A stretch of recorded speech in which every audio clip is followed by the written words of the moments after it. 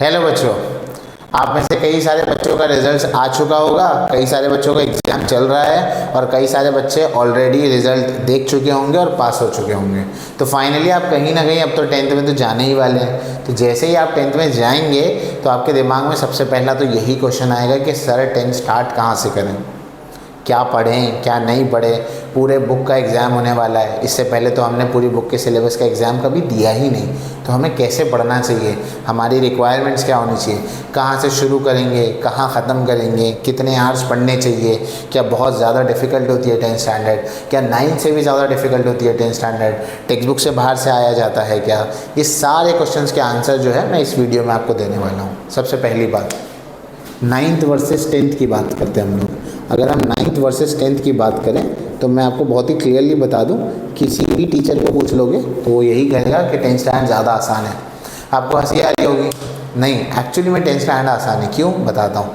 9th standard में हमारे पास कोई फिक्स पेपर पैटर्न नहीं होता, फिक्स्ड आंसर्स नहीं होते, जैसे हर स्कूल में अपने अपने हिसाब से चलता है वो करवा देते हैं। कौन से चैप्टर से कितने मार्क्स का आएगा वो भी नहीं पता होता, चैप्टर्स के बेसिकली वेटेज नहीं होते। 10th स्टैंडर्ड में ऐसा नहीं होता, डिफाइंड पूरा एक सिलेबस होता है, कौन से चैप्टर से कितना आएगा रफली वो आपको बता दिया जाता है। हमारे पास पिछले साल के क्वेश्चंस होते हैं, पिछले साल के पूरे क्वेश्चन पेपर्स होते हैं, सैम्पल पेपर्स होते हैं, इनकी मदद से हम 10th स्टैंडर्ड में एक स्मार्ट वे और स्ट्रक्चर्ड वे में अच्छा स्कोर कर सकते हैं। तो any day 10th standard is far more easier than 9th standard. ये बात तो भाई पक्की है, सबसे पहली बात हो गई, समझ गए।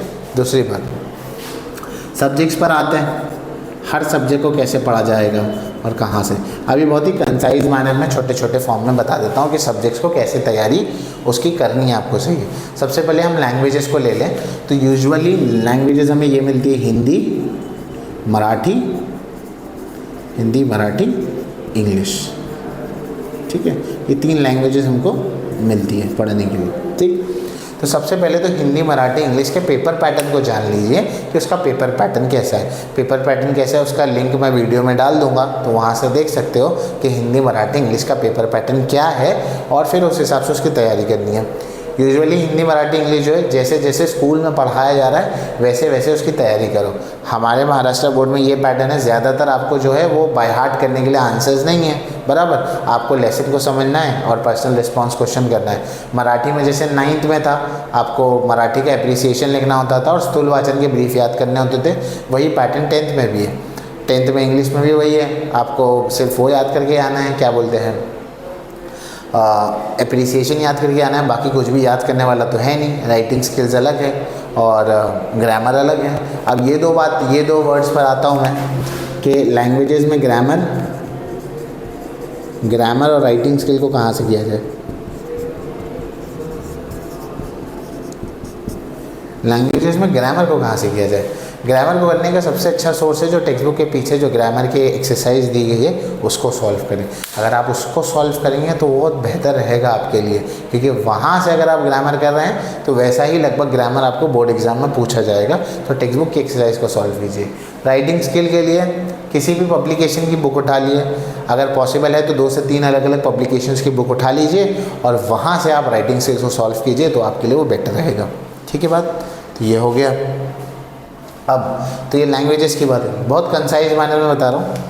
मैथ्स की बात करते हैं, मैथ्स 1 और 2, 1 and 2। मैथ्स 1 and 2 क्या करना है, टेक्स्ट बुक, सिर्फ और सिर्फ टेक्स्ट बुक को सॉल्व कीजिए बस, और कुछ भी नहीं सॉल्व करना है आपको। हाँ, टेक्स्ट बुक के अलावा आप कुछ भी सॉल्व नहीं करेंगे, ये इतनी सिंपल सी बात है, याद रखेंगे। टेक्स्ट बुक आप करके जाएंगे, मैं गारंटी देता हूँ, मेरे कई बच्चों का आया है, इंशाल्लाह आगे भी आएगा। मैं गारंटी देता हूँ कि आपको 100 और 100 आराम से मिलेंगे अगर आप टेक्स्ट बुक को कंसिस्टेंटली और रेगुलरली फॉलो कर रहे हो, ठीक है। अब आते हैं साइंस 1 and 2 पर। साइंस 1 and 2 ये आपके लिए गेम चेंजर चीज़ है। क्या है साइंस 1 2 में, साइंस 1 और 2 में एक्चुअली में आपको टेक्स्ट बैक के पूछेगा, सेम नहीं पूछा जाएगा, उसका कुछ हिस्सा आ सकता है। अक्सर हिस्सा साइंस 1 और 2 में प्रीवियस ईयर क्वेश्चन जो पहले क्वेश्चंस बोर्ड में आ चुके हैं उनसे, सैम्पल पेपर्स और क्या बोलते हैं एक्सरसाइज, ये सबको मिलाकर साइंस 1 और 2 के पेपर में क्वेश्चंस पूछे जाएंगे। ज़रूरी नहीं कि पूछे ही पूछे जाए। तो साइंस 1 और 2 के लिए एक्चुअली में क्या करना है, कॉन्सेप्चुअल अंडरस्टैंडिंग होनी चाहिए। आपकी कॉन्सेप्चुअल अंडरस्टैंडिंग होगी तब आप साइंस 1 और 2 को काफ़ी आसानी से कर पाएंगे। तो आपकी कॉन्सेप्चुअल अंडरस्टैंडिंग बहुत अच्छी होनी चाहिए साइंस 1 और 2 के लिए, ठीक है। अब आते हैं इस पर, एसएसटी पर आते हैं। एसएसटी की बात करूँ तो ये काफ़ी आसान है, इजी टॉपिक्स है। इसमें कुछ इंपॉर्टेंट टॉपिक्स होंगे जो आपको ईयर के एंड में हम खुद ही बता देंगे कि ये आउट ऑफ टेक्स्ट है, मतलब एक्सरसाइज के अलावा ये करने। बाकी मेजरली टेक्स्ट बुक पढ़ें अच्छे से और उसके टेक्स्ट बैक की एक्सरसाइज को सॉल्व करें। आसानी से एसएसटी में आपके मार्क्स इंशाल्लाह आ जाएंगे। ये बात हो गई एसएसटी की।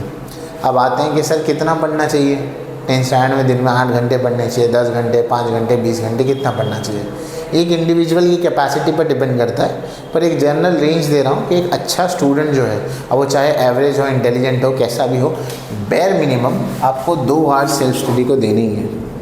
आप क्लास 10th में 2 आवर्स सेल्फ स्टडी को दें तब आपके लिए बहुत सारी चीज़ें आसान हो जाएगी। 2 आवर्स से स्टार्ट करें, फिर जैसी आपकी कैपेसिटी है फिर आप उसको बढ़ा सकते हैं, उसको आहिस्ता आहिस्ता बढ़ा सकते हैं। यानी कि आप क्लास 10th के अगर बोर्ड में हैं, किसी भी बोर्ड में हैं आप, तो आपको बेयर मिनिमम 2 आवर्स से स्टार्ट करना है, फिर आहिस्ता आहिस्ता जैसे जैसे आप बढ़ाना चाहें उसको बढ़ा सकते हैं, ठीक है। ये बात हो गई, इतने देर पढ़ना है। अभी एकदम कंसाइज मैनर में बताया हूँ, डिटेल में एक एक सब्जेक्ट के बारे में आपको ज़रूर मैं बताऊँगा। होप सो वीडियो अच्छा लगा होगा। वीडियो अच्छा लगा तो शेयर कीजिए, चैनल को सब्सक्राइब कीजिए। All the best, thank you.